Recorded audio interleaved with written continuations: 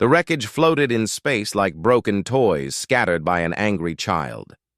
Commander Jake Morrison stared at his screen and could not believe what he was seeing. The entire Zephyrian Third Fleet was dead. Every single ship hung lifeless in the void around the planet Kepler 442b.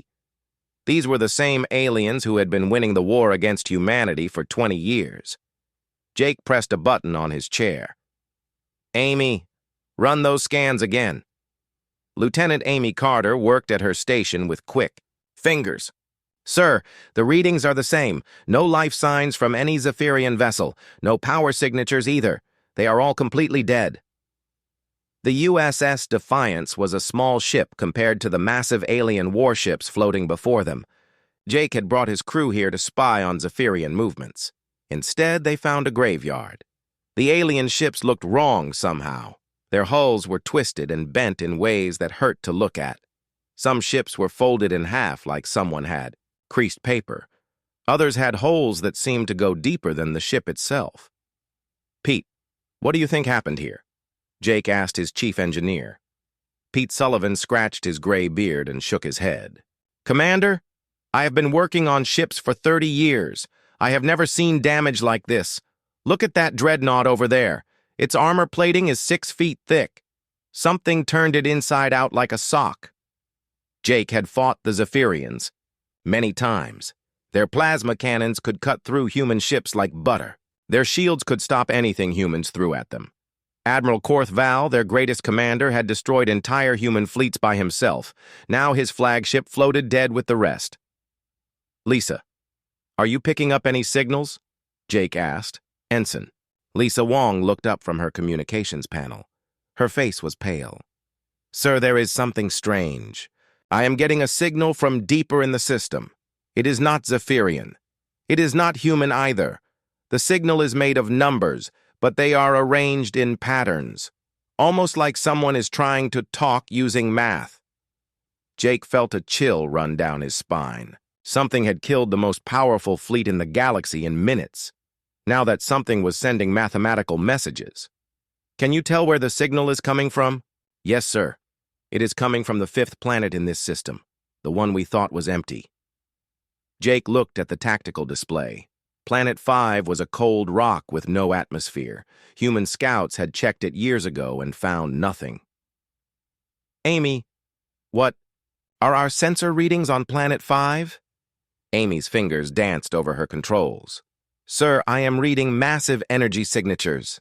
There are structures on the surface that were not there in our old reports. They are huge, Commander. Some of them are the size of cities." The bridge was quiet, except for the hum of the ship's engines. Jake's crew had been together for 5 years. They had faced death many times fighting the Zephyrians. But this felt different. This felt like they were looking at something beyond their understanding. "Commander," Pete said quietly, "whatever did this to the Zephyrians, it did it fast. My scans show the damage happened all at once. Every ship in this fleet died at the exact same moment." Jake thought about that. The Zephyrian Third Fleet had over 200 ships. They had fought humans for hours at a time and never lost a single vessel. Something had killed them all in an instant. "Sir," Lisa called out, "the mathematical signal is getting stronger. It is almost like whatever is sending it knows we are here." Jake made a decision that would change everything. "Set course for Planet 5, but keep us at maximum sensor range. If something starts to happen, we jump to hyperspace immediately." As the Defiance moved toward the mysterious planet, Jake watched the dead Zephyrian ships fall behind them. Each twisted hull told a story of impossible destruction. The aliens had energy shields that could stop nuclear weapons. They had armor that could resist temperatures hot enough to melt steel. None of that had helped them. The mathematical signal grew stronger as they approached Planet 5. Lisa worked to decode the patterns. "Commander, I think I am starting to understand parts of the signal. It is talking about something called cleansing and something about organic contamination." Jake felt his blood turn cold. Organic contamination. That could mean living things. That could mean humans and Zephyrians and every other living species in the galaxy. Amy, launch a probe toward the planet. I want to know what we are dealing with before we get any closer. The probe streaked toward Planet 5 while the crew watched their screens. Jake thought about Earth, 20 light years away. His wife Sarah was there with their 2 children. His daughter Emma was only 8 years old. She still believed her father could protect her from anything. Jake hoped she was right, because something told him that humanity would need all the protection it could get. The Zephyrians had been their greatest enemy. Now it looked like they might need to become allies against something far worse. The probe sent back images that made no sense. Jake stared at structures that seemed to shift and change even as he watched them. They were perfectly geometric, made of shapes that connected in impossible ways. Triangles that had 4 sides, circles that came to sharp points, buildings that existed in 3 dimensions but cast shadows in 4. These readings cannot be right, Amy said, checking her instruments for the 3rd time. The probe is saying these structures exist in multiple dimensions at once. Jake rubbed his temples. He had studied alien technology for years, but this was beyond anything he had seen. Pete, could our equipment be malfunctioning? Pete shook, his head firmly. No, sir. I ran full diagnostics this morning. Everything is working perfectly. What we are seeing is real, even if it makes no sense. The mathematical signals suddenly stopped. The silence felt worse than the strange numbers had. Lisa checked her equipment twice before speaking. Commander, the signals just cut off. Whatever was sending them knows we are watching. That was when the ships appeared. They came out of nowhere, materializing in space like ghosts, becoming solid. Jake had never seen ships like these before. They were made of the same impossible geometry as the planet structures. Looking at them directly made his eyes water and his head hurt. Red alert, Jake shouted. All hands to battle stations. Amy, get us out of here now. Amy's fingers flew over her controls, but nothing happened. Sir, I cannot engage the hyperspace drive. Something is blocking it. 3 of the alien ships moved toward the Defiance. They did not fly like normal ships. Instead, they seemed to fold space around themselves, appearing closer with each passing second. Jake could see now that their hulls were not made of metal, or any material he recognized. They looked like crystallized mathematics, solid equations that hurt to perceive. Lisa, try to contact them. Send the standard first contact protocols. Lisa worked frantically at her station. Sir, I am trying, but they are not responding to any of our signals. Wait, I am getting something. The main screen flickered and filled with symbols that seemed to move by themselves. Then, impossibly, the symbols rearranged into words that everyone could understand. Organic contamination detected. Initiating cleansing protocol. Resistance is mathematically impossible. Jake felt his mouth go dry. Organic contamination. They are talking about us. About all living things. The alien ships moved closer. Jake could see weapons on their hulls, but they looked nothing like guns or missiles. They were more like holes in reality itself, dark spaces where light went in, but never came out. Commander, Pete said urgently, I am reading massive energy buildup from those ships. Whatever they are planning to do, it is going to happen soon. Jake had to make a choice. They could not run. They could not fight. But maybe they could learn something that would help humanity survive what was coming. Amy, take us closer to the planet. If we're going to die here, let's at least get some useful data first. The Defiance moved toward Planet 5 while the alien ships followed. Jake watched the impossible structures grow larger on his screen. Up close, he could see that they were not built at all. They had grown like crystals, following mathematical rules instead of engineering principles. Sir, Lisa called out, I am picking up more signals, not from the ships, but from the planet itself. It is like the whole planet is one giant computer. Jake studied the readings. The planet's surface was covered with geometric patterns that pulsed with energy. Lines of force connected the structures in networks that reminded him of a brain. A brain the size of a world. Pete, what do you think this place is? Pete examined his instruments carefully. Commander, I think this might be some kind of central command, like a military headquarters, but for something much bigger than any army we have ever seen. The alien ships had stopped following them. Instead, they took positions around the Defiance like guards. Jake realized they were not going to attack immediately. They were studying the human ship the same way humans were studying them. Lisa, can you decode any more of their transmissions? Lisa worked for several minutes before answering. Sir, I am getting fragments. They call themselves the Nexus Collective. They have been asleep for a very long time. Something woke them. Up recently, they believe that organic life is a mistake that needs to be corrected. Jake thought about the dead Zephyrian fleet. How long have they been asleep? The transmissions mention millions of years, sir. They were here before any of the current galactic civilizations existed. They went to sleep to wait for the galaxy, to become quiet again. What woke them up? Lisa paused, checking her translation. The expansion of organic life, sir.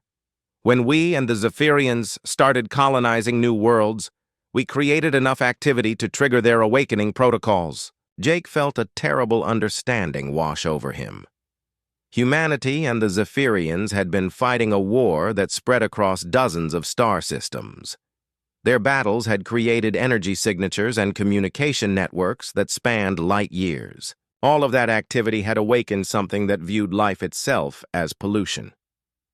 Commander, Amy said quietly, I am detecting movement throughout this entire star system. There are more ships appearing. Hundreds of them. Jake looked at his tactical display and saw the truth. The Nexus Collective was not just 3 ships and a planet. They had vessels hidden throughout the system, probably throughout the galaxy. They had been preparing for this moment for millions of years. Sir, Pete said, I hate to be the bearer of bad news, but our hyperspace drive just came back online. Whatever was blocking it has stopped. Jake knew this was his chance to escape and warn Earth about what was coming. But he also knew that 3 ships could not stand against hundreds. The Nexus Collective had technology that could fold space and twist reality. They had weapons that could kill an entire fleet in seconds. Humanity needed more than a warning. They needed a miracle. The jump to hyperspace felt different this time. Jake had made thousands of jumps in his career, but now space itself seemed unstable. Colors that had no names flickered outside the ship's windows. Amy worked constantly to keep them on course, as reality bent around them. How long until we reach Earth? Jake asked. At maximum speed, 18 hours, Amy replied. But sir, the hyperspace readings are wrong. It feels like something is following us. Jake knew she was right. He could feel it too, like a cold presence just outside the edge of perception. The Nexus Collective had let them go, but they were not alone in hyperspace. When they finally dropped back into normal space near Earth, Jake was relieved to see the familiar blue planet still spinning peacefully. The orbital defense stations were still there. Ships moved in normal traffic patterns around the space docks. Everything looked normal, but Jake knew that would not last long. Lisa, send a priority message to Fleet Command. Tell them we need to speak with Admiral Brooks immediately. Tell them it's a matter of galactic survival. Within an hour, Jake found himself in a secure conference room on Luna Base, facing Admiral Helen Brooks and the top military commanders of Earth. Jake had met Brooks before.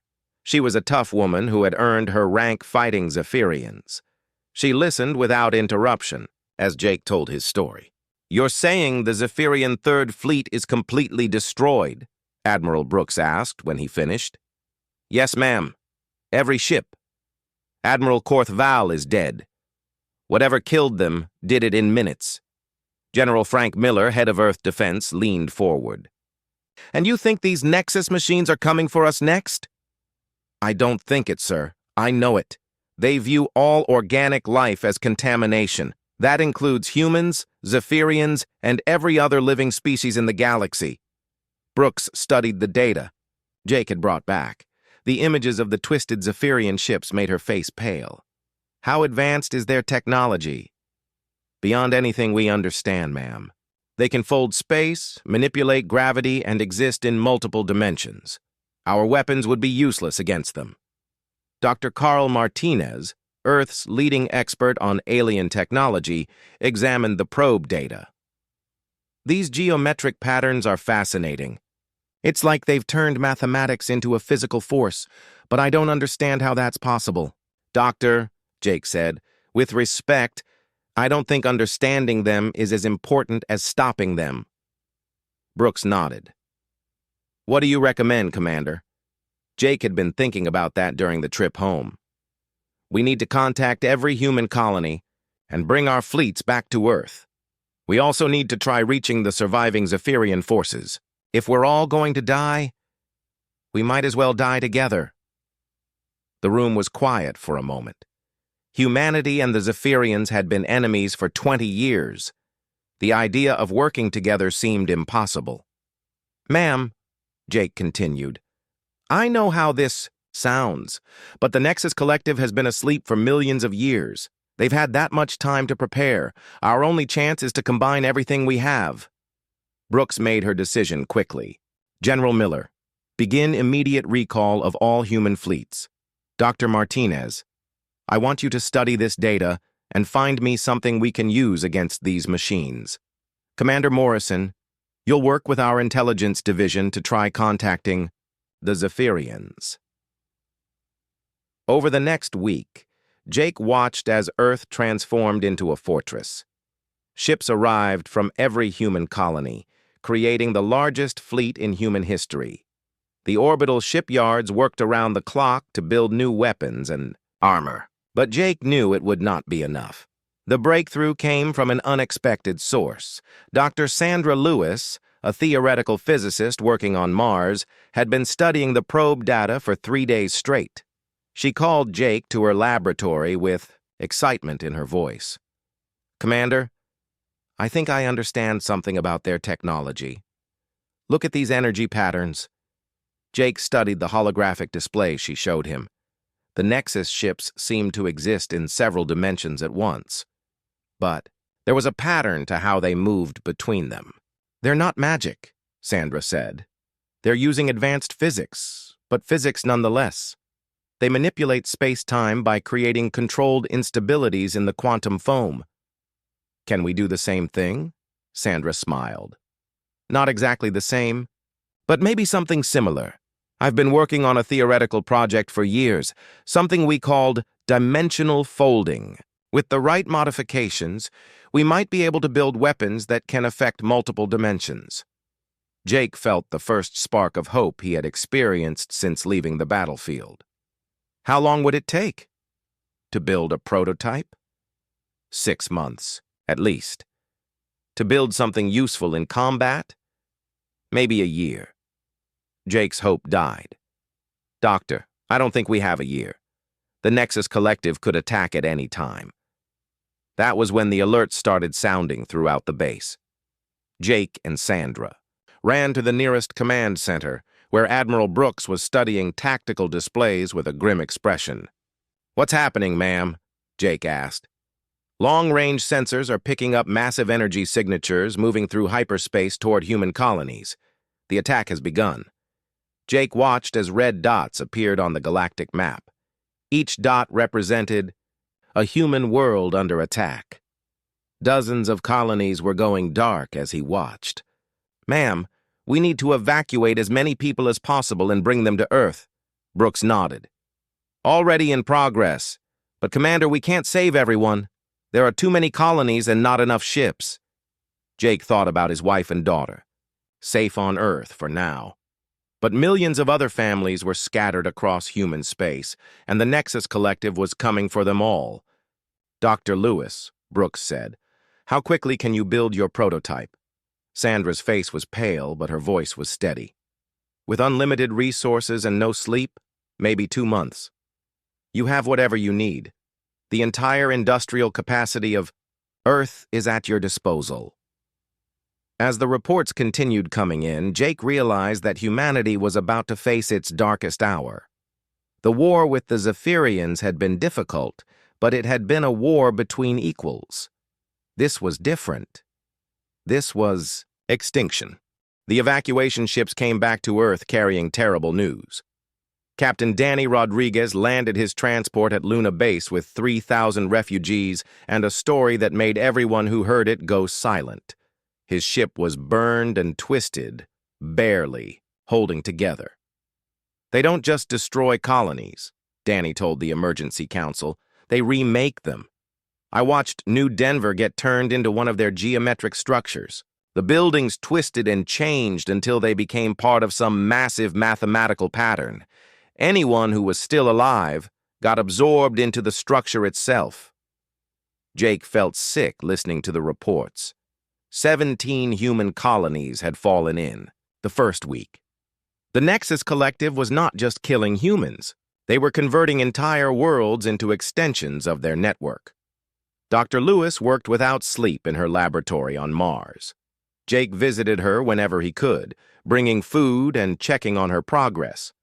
The project had grown beyond anything he could understand. Teams of scientists worked on components that seemed to bend reality just by existing. The mathematics are incredible, Sandra explained during one of his visits.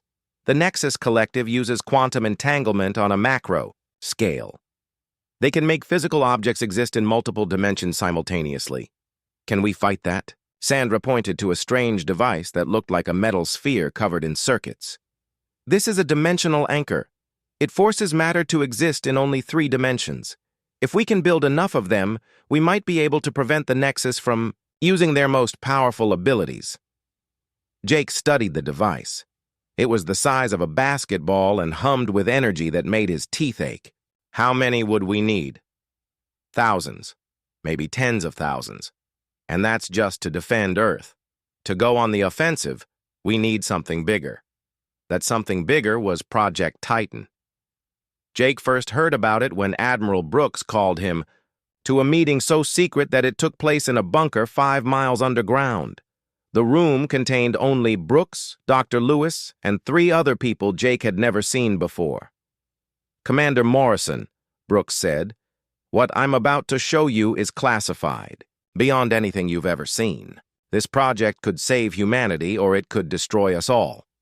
The holographic display showed blueprints for a ship unlike anything Jake had ever imagined. It was massive, larger than any human vessel ever built, but size was not what made it special.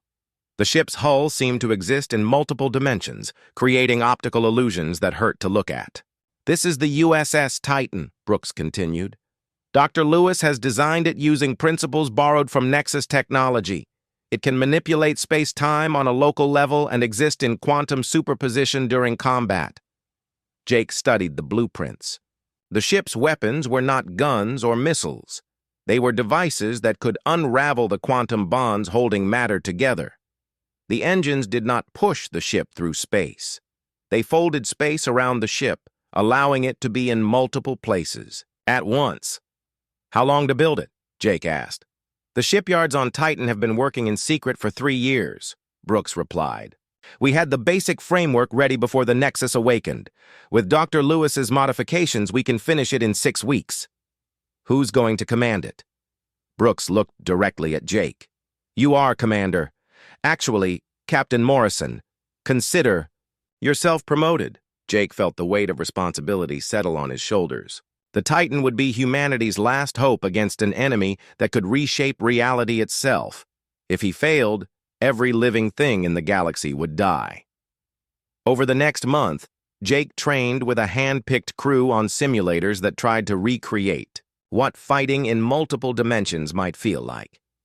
His navigation officer was Claire Murphy, a young woman who had studied theoretical physics before joining the Navy.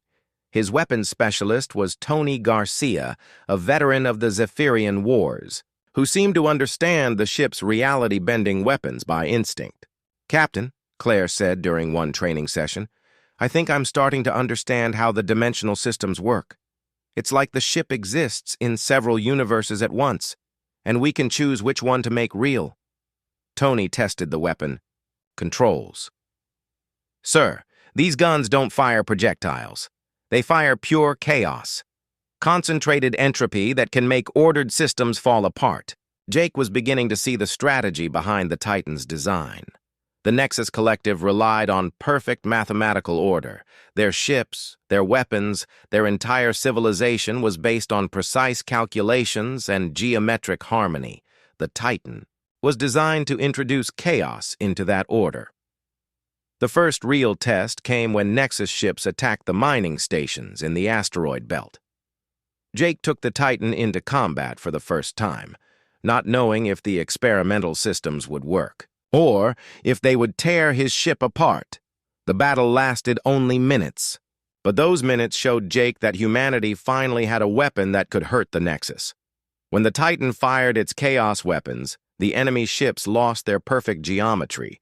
They became confused, their dimensional folding abilities failing. As their mathematical foundations crumbled, "We got 3 of them," Tony reported with amazement. "Captain, we actually hurt them." Jake felt hope for the first time in weeks. The Titan was not invincible, but it was effective. Humanity could fight back. But as reports came in from across human space, Jake realized that 3 destroyed ships meant nothing. The Nexus Collective had thousands of vessels, and more were awakening every day. They had begun converting entire star systems into geometric patterns, creating structures that spanned light years. "Captain," Claire said quietly, "even if we win every battle, we can't be everywhere at once. There are too many of them." Jake nodded, studying the tactical displays. The Nexus was not just attacking human colonies anymore. They were systematic, methodical, converting the galaxy one system at a time. At their current rate, they would reach Earth in 3 months, unless humanity could find a way to strike at the source of their power, unless they could attack the Nexus Collective where it began. The message came from the most unexpected source. Lisa Wong, now serving as communications officer aboard the Titan, detected the signal during a patrol near the ruins of the former Zephyrian colony on Altair Prime. The transmission was weak and damaged, but unmistakably Zephyrian. "Captain, I'm picking up a distress call. It's coming from the planet's surface." Jake studied the tactical display. Altair Prime had been attacked by the Nexus 3 weeks ago. Long-range scans showed the planet's surface covered with geometric structures, just like the other converted worlds. "Nothing should be alive down there. Take us closer. But stay ready to jump if anything happens." As the Titan approached the planet, Jake could see the transformation the Nexus had wrought. Cities that had once housed millions of Zephyrians were now crystalline formations that pulsed with mathematical energy. But in one small area, the original buildings remained intact. "Captain," Claire reported, "I'm reading life signs in Sector 7. Looks like about 50 individuals, definitely Zephyrian." Jake made a decision that would have been impossible just months ago. "Prepare a shuttle. We're going down there." The shuttle landed in what had once been a Zephyrian military base. Jake, Tony, and a small security team found the survivors hiding in underground bunkers. They were led by Sub-Commander Vestan, a young Zephyrian officer who had somehow kept his people alive for 3 weeks. "Human," Vestan said when he saw Jake. "I thought your species was extinct by now." "Not yet," Jake replied. "How did you survive when everything else was converted?" Vestan led them deeper into the bunker. "We discovered something about the Nexus machines. They cannot convert living tissue that is constantly changing. We have been using medical devices to alter our cellular structure every few hours. It keeps us just unstable enough to avoid their conversion beams." Jake was impressed. The Zephyrians had found a way to fight the Nexus using their own advanced medical technology. "How many of your people are still alive?" "Perhaps a few thousand, scattered across various worlds. We have been trying to coordinate resistance, but our communication networks were destroyed in the first attacks." Jake looked at Tony, who nodded understanding. "Sub-Commander, would you be willing to work with humanity against the Nexus?" Vestan's expression showed surprise. Humans and Zephyrians had been killing each other for 20 years. But he was intelligent enough to see the bigger picture. The machines will destroy us all if we do not work together. Yes, human captain, we will fight beside you. Over the next few days, Jake worked with Vextal to establish contact with other Zephyrian survivors. They found resistance groups on 12 different worlds, all using similar medical techniques to avoid conversion. More importantly, they found that the Zephyrians had been studying Nexus technology from captured materials. The machines have a weakness, Vextal explained during a joint planning session aboard the Titan. Their entire network depends on a central consciousness located at the galactic core. If that consciousness could be disrupted, the entire collective would fall into chaos. Dr. Lewis, attending the meeting via secure communication, was excited by the Zephyrian data. Captain, they're right. The Nexus Collective is like a giant computer network. Every ship, every converted world, they're all connected to a central processing core. Where is this core located? Jake asked. Vextal displayed a star chart. In the Sagittarius region, near the galactic center. It is a construct the size of a small moon, surrounded by thousands of guardian ships. Jake studied the tactical situation. The galactic core was 25,000 light-years from Earth. Even with the Titan's advanced engines, it would take weeks to reach. And once there, they would face the most heavily defended position in the galaxy. We need more ships, Jake said. The Titan is powerful, but it can't fight thousands of Nexus vessels alone. That was when Vextal made an unexpected offer. Captain, the Zephyrian survivors have been working together for weeks. We have managed to salvage parts from destroyed ships and build new vessels. They are not as advanced as your Titan, but they incorporate some Nexus technology we have captured. Jake learned that the Zephyrians had constructed a small fleet of hybrid ships, combining their own technology with captured Nexus components.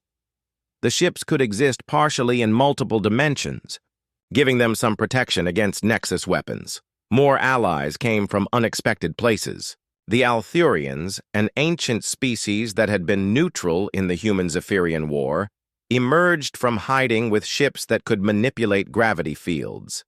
The Mindari, telepathic beings who had been thought extinct, revealed that they had been living in hidden settlements throughout the galaxy. Each species brought unique abilities to the growing alliance. The Althurians could create gravity wells that disrupted Nexus dimensional folding. The Mindari could sense Nexus communications and predict their movements. Even scattered groups of humans from destroyed colonies joined the fleet, bringing everything, from modified cargo haulers to experimental weapon platforms. Jake found himself commanding not just the Titan, but an entire multi-species fleet. It was the largest military force the galaxy had ever seen, united by necessity against an enemy that threatened all life. Captain, Claire reported during their final preparations, the combined fleet now includes over 300 ships. It's not enough to match the Nexus numbers, but it might be enough to reach their central core. Jake studied the battle plans that had been developed by the Alliance's best tactical minds. The strategy was simple, but incredibly dangerous. They would strike directly at the galactic core, fighting through whatever defenses the Nexus had prepared. If they could disrupt the central consciousness, the entire collective would lose coordination. Sir, Tony said quietly, even if we reach the core, how do we destroy something that exists in multiple dimensions? Dr. Lewis had been working on that problem for weeks. We don't destroy it, she explained via communication link. We introduce so much chaos into its calculations that it cannot function. The Titan's dimensional weapons, combined with the unpredictable tactics of organic minds, should be enough to create a cascade failure. Jake nodded, understanding the plan. The Nexus Collective relied on perfect order and mathematical precision. By introducing chaos and randomness, the Alliance could cause the entire network to collapse. But first, they had to survive the journey to the galactic core, and they had to fight through defenses that had been designed by minds that had spent millions of years planning for this moment. The journey to the galactic core took 3 weeks through hyperspace lanes that became increasingly dangerous as they approached Nexus territory. Jake's Alliance fleet faced constant attacks from patrol ships that appeared without warning and vanished just as quickly. Lieutenant Commander Steve Johnson led boarding teams onto captured Nexus vessels, searching for intelligence about the enemy's plans. What he found disturbed everyone in the Alliance. The Nexus ships had no crew quarters, no life support systems, and no provisions for organic life. They were completely automated, controlled by artificial minds that viewed the universe in purely mathematical terms. "Captain," Steve reported after his third boarding mission, "these machines don't understand why we fight. I found data logs that show they've been analyzing our tactics, trying to find the mathematical formula that drives human behavior. They can't accept that we act on emotion and instinct." Jake realized this might be their greatest advantage. The Nexus Collective had spent millions of years perfecting logical strategies based on predictable patterns, but humans, Zephyrians, and the other Alliance species made decisions based on factors the machines could not calculate.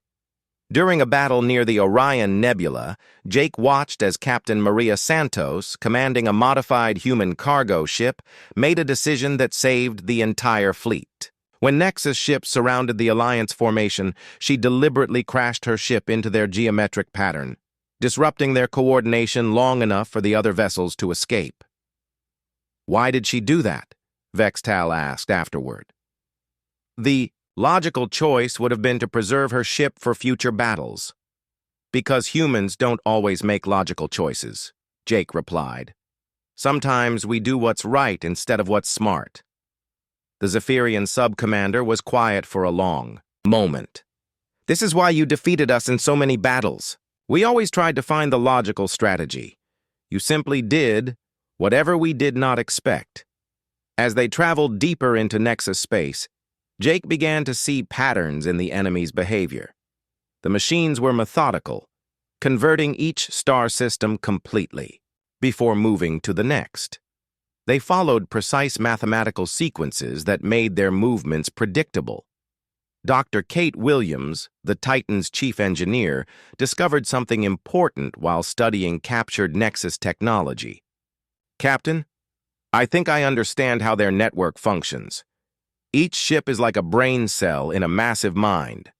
They share information instantly across vast distances using quantum entanglement." "What does that mean for our mission?" Kate showed him her analysis. "If we can disrupt their quantum communication network, we can make them act independently instead of as a coordinated force. They'll still be dangerous, but they won't be able to work together effectively." Jake had Kate work with Alliance scientists to develop quantum disruption devices. They were small, about the size of a baseball, but they could create interference patterns that blocked Nexus communications. The Alliance fleet began using them in every battle, watching as perfectly coordinated enemy formations dissolved into chaos.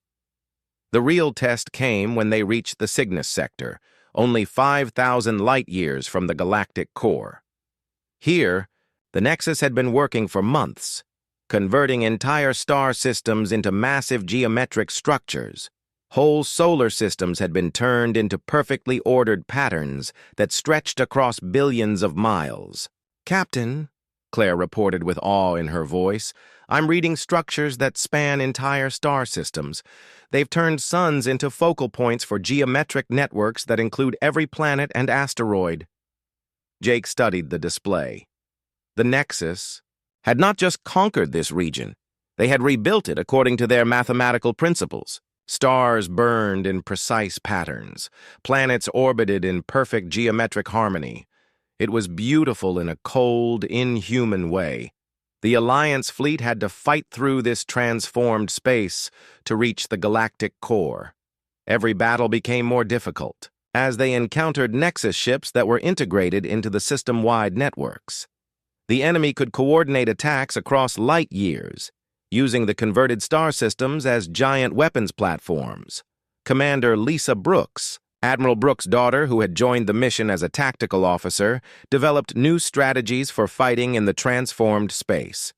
"We have to think like chaos," she told Jake during one planning session.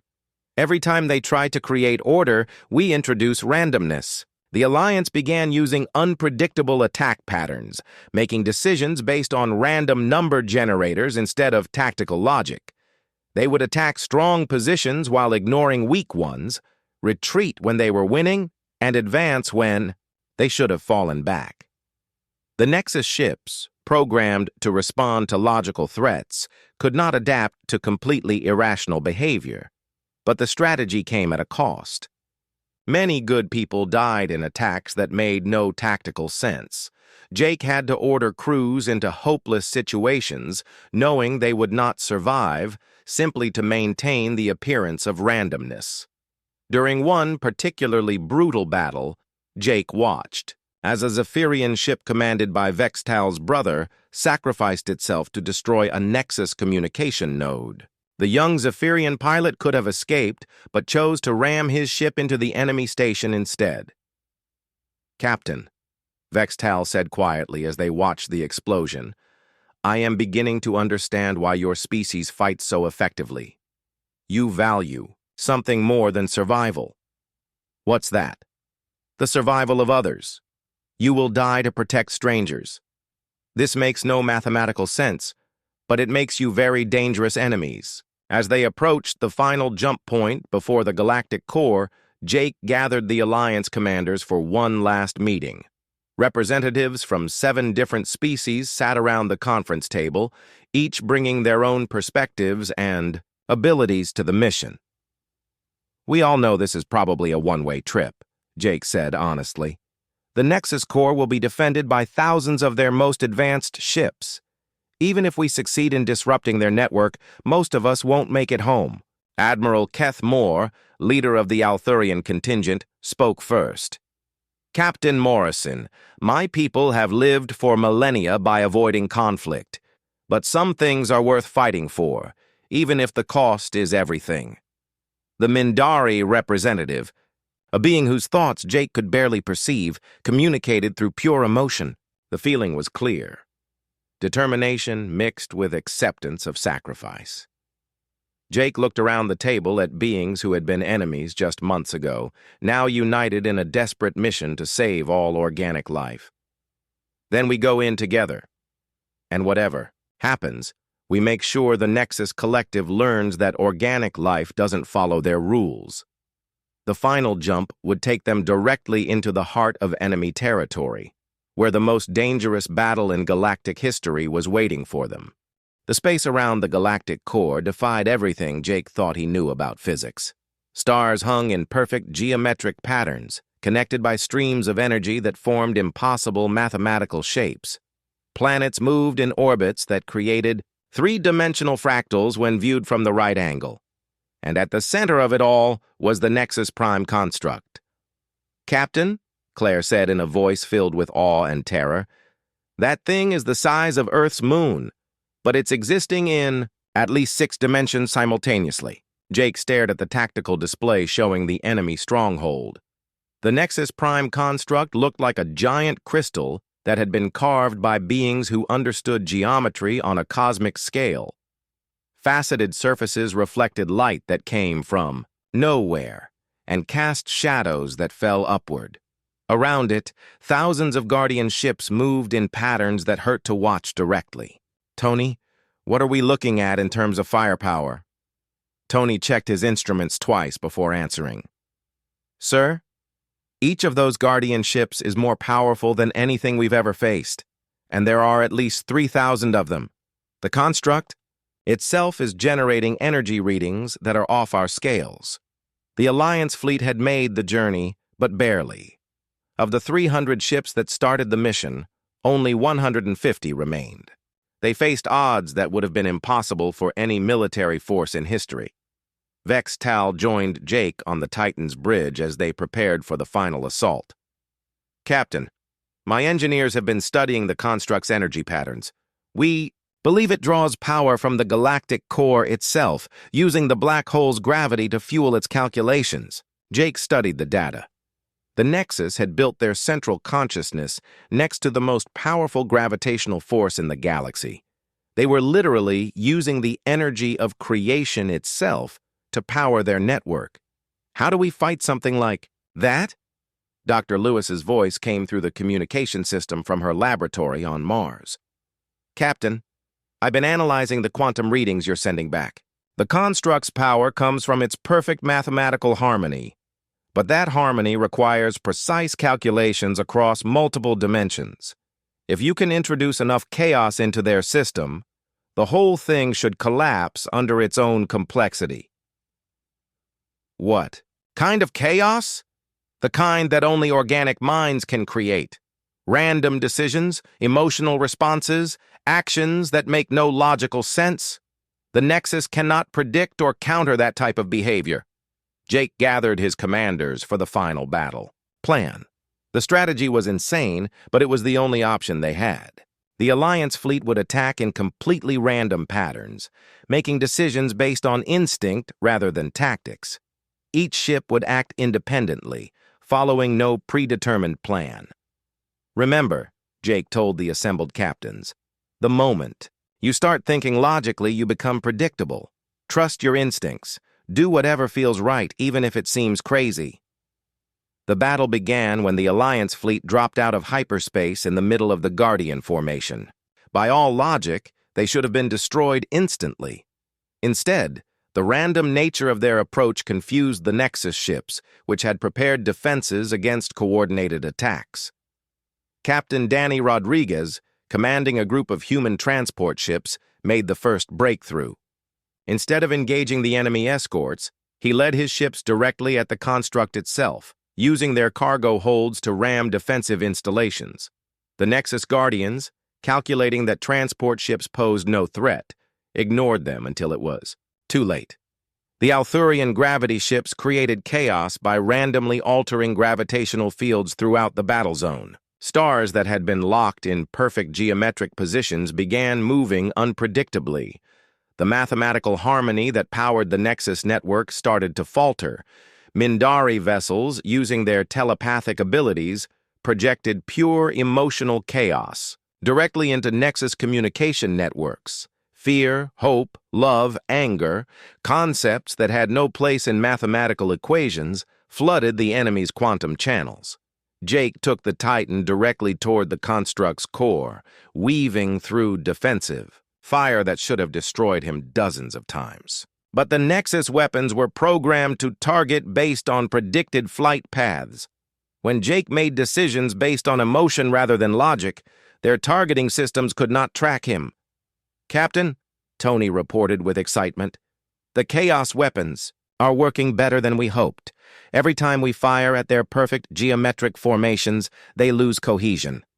Jake watched as Nexus ships began acting erratically. Their perfect coordination was breaking down as the Alliance introduced too many random variables for their network to process. Ships that had moved with mathematical precision now stumbled through space like drunken giants. But the cost was terrible. Alliance ships were being destroyed faster than Jake could count. He watched as brave crews sacrificed themselves in attacks that made no tactical sense, but created the chaos needed to disrupt Nexus calculations. Sub-Commander Vextal's ship took critical damage while ramming a Nexus communication array. Captain Morrison, he transmitted as his vessel broke apart. It has been an honor to fight beside humans. You have taught us that there are things more important than logic. Jake felt tears in his eyes as he watched the Zephyrian officer die. Just months ago they had been enemies. Now they were dying together to save the galaxy. The breakthrough came when Claire made a discovery about the construct's structure. Captain, the dimensional barriers are weakening. All this chaos is making it harder for the construct to maintain its multidimensional existence. Jake saw his chance. The Titan could exist in quantum superposition, being in multiple places at once. If he could get inside the construct while it was dimensionally unstable, he might be able to attack its core directly. All ships, this is. Captain Morrison, continue the random attacks. We're going inside that thing.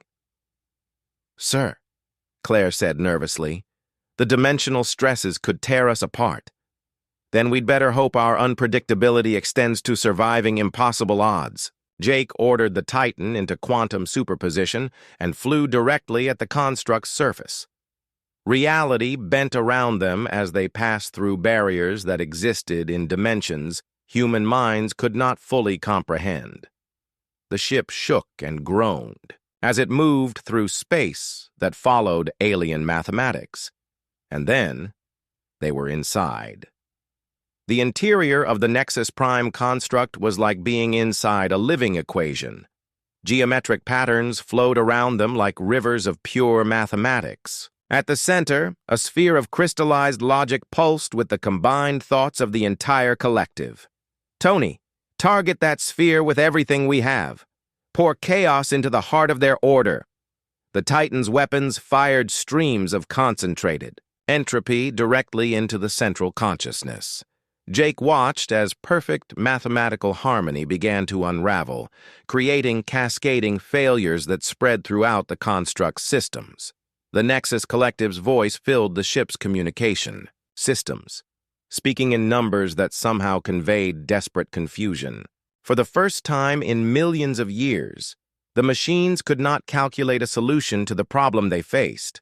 "Warning," the artificial voice said, its mathematical certainty cracking. "Chaos parameters exceed computational limits. Network integrity failing. This outcome was not predicted." Jake smiled grimly. "That's the point. We don't follow your rules." The cascade failure spread through the Nexus network like a virus made of pure chaos. Jake watched through the Titan's sensors as the central consciousness tried desperately to process the random variables the Alliance had introduced. Mathematical equations that had run perfectly for millions of years began producing impossible results. "Captain!" Claire shouted over the sound of alarms. "The construct is losing dimensional cohesion. We need to get out of here before it collapses completely." Jake looked at the central sphere, now flickering between dimensions as its perfect calculations fell apart. The Nexus Collective had been so focused on mathematical purity that they had never learned to handle chaos, now that chaos was destroying them from within. "Tony, one more salvo directly into their core. Let's give them something they'll never be able to calculate." The Titan's weapons fired streams of concentrated entropy into the heart of the Nexus consciousness. The effect was immediate and catastrophic. The crystalline sphere cracked, then shattered, releasing waves of uncontrolled energy that spread through the construct's systems. "All ships, this is Morrison. Get clear of the construct immediately. It's going critical." The Titan barely escaped before the Nexus Prime construct began tearing itself apart. Dimensions folded incorrectly, creating pockets of space where the laws of physics worked backward. Energy flowed in directions that had no names. The mathematical perfection that had held the structure together became a whirlpool of chaos that consumed everything it touched. Jake watched from a safe distance as the construct collapsed into a point of impossible geometry, then vanished entirely. Where the moon-sized structure had been, only empty space remained. But the effects were spreading throughout the galaxy. "Captain," Lisa reported from her communication station, "I'm picking up signals from across the galaxy. Nexus ships everywhere are losing coordination. Their network is falling apart." Through the Alliance communication channels, reports began flooding in. On converted worlds throughout the galaxy, the geometric structures were crumbling.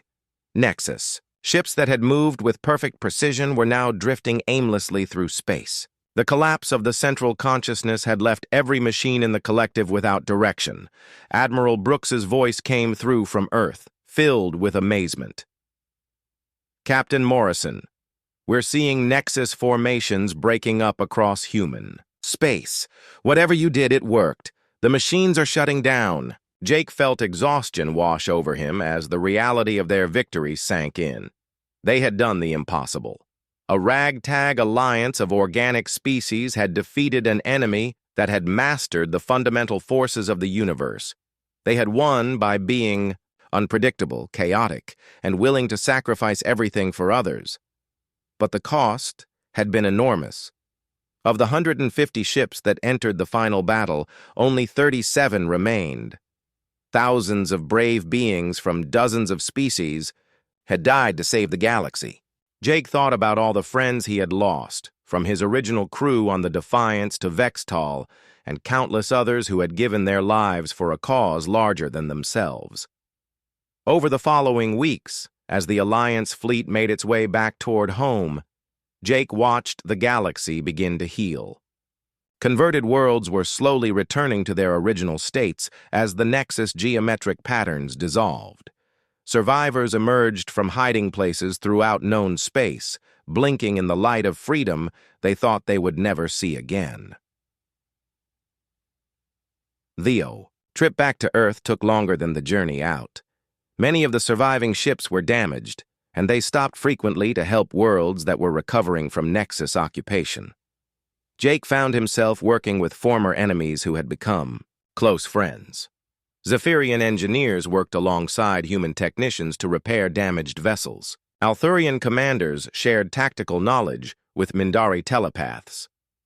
The war between humans and Zephyrians was officially ended by joint declaration when the fleets reached the Sol system. Admiral Brooks and Supreme Commander Yeth Cole signed the treaty aboard the Titan, watched by representatives from every species that had joined the Alliance. "Captain Morrison," Yeth Cole said during the ceremony, "your species has taught us something important. There are times when logic and order must yield to courage and chaos. We will not forget this lesson."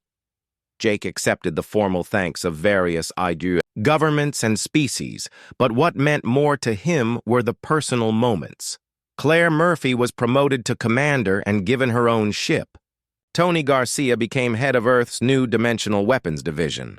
Dr. Lewis received funding to continue her research into multidimensional physics, with the goal of making sure humanity would be ready if another threat like the Nexus ever appeared. The galaxy began building new alliances based on the cooperation that had saved them all. Trade networks formed between species that had never spoken before. Scientific knowledge was shared freely. Cultural exchanges brought together beings who had thought they had nothing in common. But perhaps the most important change was in how the galaxy viewed humanity. The species that had once been seen as young and primitive was now recognized as the one that had led the fight against extinction. Human ships were welcomed at every port. Human diplomats were sought after for their ability to find creative solutions to complex problems. Jake returned to Earth a hero, but he felt more like a survivor.